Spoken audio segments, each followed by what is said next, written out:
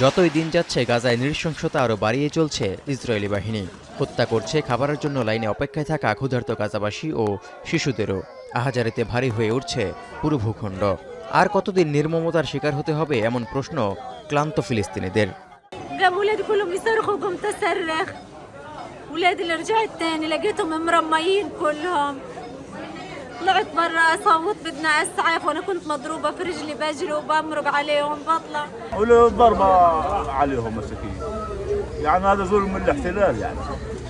وعلى نرجو من الله ثم من العرب اللي حوالينا نتحرك ينهوا الاحتلال هذا عنا. বর্তমানে আগ্রাসনের মাত্রা সবচেয়ে বেশি গাজার উত্তরাঞ্চলে। আরও বড় ধরনের সামরিক অভিযানের প্রস্তুতি হিসেবে বাসিন্দাদের সরে যাওয়ার জন্য চাপ দিচ্ছে ইসরায়েলি বাহিনী। উত্তর গাজা এবং জাবালিয়া ছেড়ে শেখ রাদন এলাকার দিকে ছুটছেন অসহায় বাসিন্দারা। এর মধ্যে খাবার ও চিকিৎসা সংকটে তীব্র হচ্ছে বেঁচে থাকার লড়াই।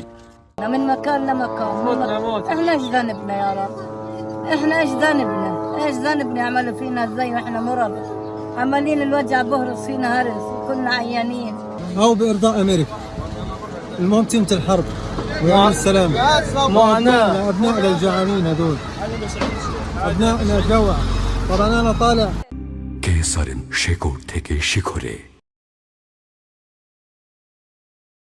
এ অবস্থায় অবরুদ্ধ ভূখণ্ডটিতে ভয়াবহ মানবিক সংকটের কথা উল্লেখ করে বিশ্ব স্বাস্থ্য সংস্থার মুখপাত্র ক্রিশ্চিয়ান লিন্ডমেয়ার মন্তব্য করে বলেছেন, গাজায় যুদ্ধবিরতি সকলের জন্যই সর্বোত্তম। এছাড়া ত্রাণ বিতরণ কেন্দ্রগুলোতে গুলি করে হত্যার ঘটনায় নিন্দাও জানিয়েছেন তিনি। The people are dying, the people are starving, they are sick.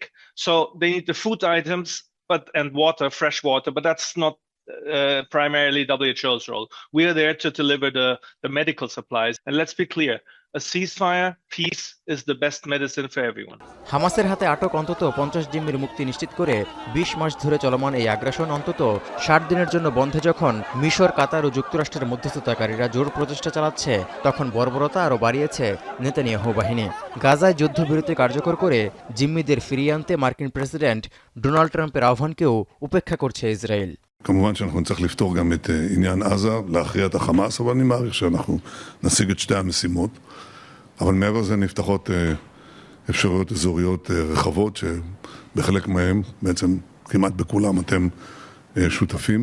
এদিকে ফিলিস্তিনি ফুটবল অ্যাসোসিয়েশন জানিয়েছে 2023 সালের 7 অক্টোবর থেকে ইসরায়েলি আগ্রাসনে গাজা এবং অধিকৃত পশ্চিম তীরে 785 জন ক্রীড়াবিদ ও ক্রীড়া কর্মকর্তা নিহত হয়েছেন।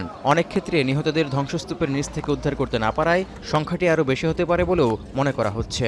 সব মিলিয়ে এখন পর্যন্ত গাজায় প্রাণহানি 56,000 ছাড়িয়েছে। তৌহিদুর রহমান, এখন বিশ্ব।